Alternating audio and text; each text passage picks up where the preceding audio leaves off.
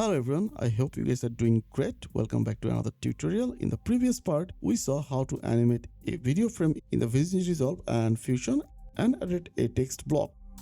Today we will complete this text animation, dynamically add some lightly and film grain effect, and I'll show you how to save this composition for our future project. So let's jump in and let's start. Notice that our text appear right from the start. To fix this, let's head back to the Fusion page. I'll quickly rearrange the nodes to keep things organized. If you followed the last tutorial, you'll remember this section is for our image animation and this section is for text animation. I'm moving the nodes closer together to save screen space and make it easier to follow. Now our node structure looks much cleaner. To animate the text, we'll use this transform tool. Let's say we want the text to settle into its final position by frame 40. So at frame 40, I'll set a keyframe for both size and center property. Now let's go back to the beginning, specifically frame 10. I'll scale the text way up and shift its position slightly right. This will be our starting keyframe. Now if you go back to the edit page and play the video, you'll see the text beautifully animating from frame out to frame in. The best part of this Fusion composition is you can just drag it onto the top layer of any video and the animation will be ready instantly.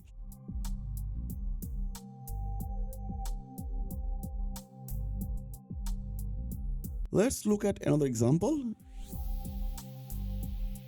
In this clip, there are two Gemini logo visible, right? If I now zoom or scale the underlying video, notice how the animation inside our frame scales automatically as well. This shows how dynamic our composition is.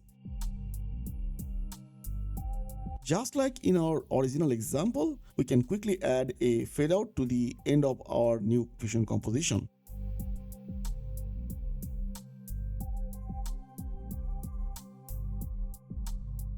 Now let's improve the animation even more. You might have noticed that some grain and light leaks animation are available on the original video.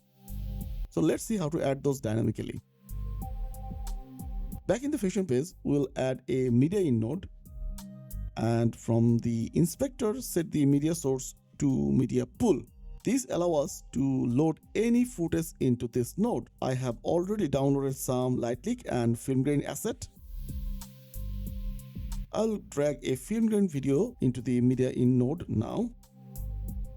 Here I am previewing the media in node on the right side screen so that you can see the grain video clearly.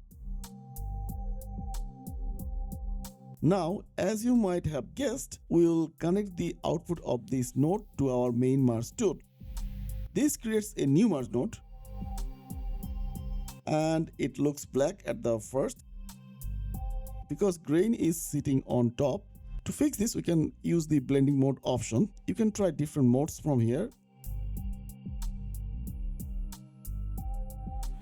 But for my case, color dodge or screen works perfectly here. And you can see it adds a beautiful vintage film texture.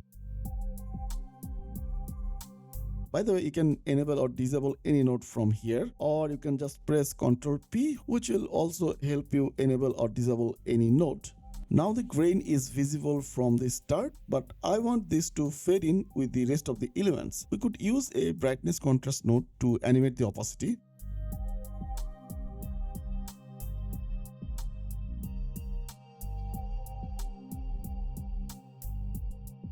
Since we already have an opacity animated node, I'll just copy and paste the previous brightness contrast node here.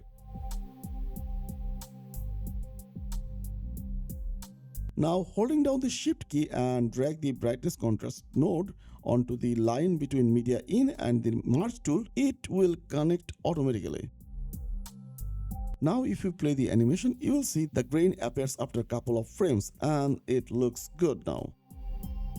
We can do the exact same thing for a bokeh light leak effect too. So I'll copy and paste these nodes, load the bokeh footage into the media in node and connect it to the new merge node.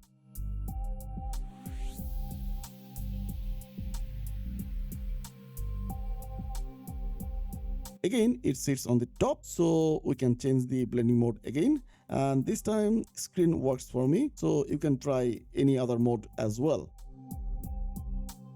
And there you go, our custom fusion composition is completed and ready to use on any video.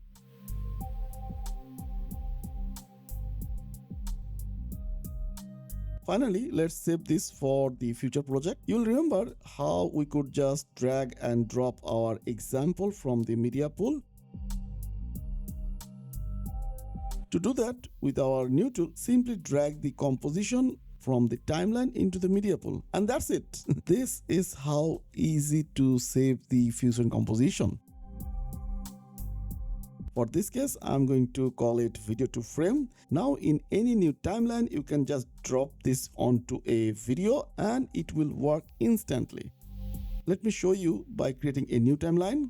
Let me place a video, drag our composition on the top, and see, it is already ready. No hassle, it just works with any clips. This will make your editing process much faster and easier. This is also helpful for repeated tasks. So that's wrap up our today's tutorial. We have learned how to create a reusable fusion composition. Thank you for watching this tutorial. Thank you for staying with me, and as usual, good night.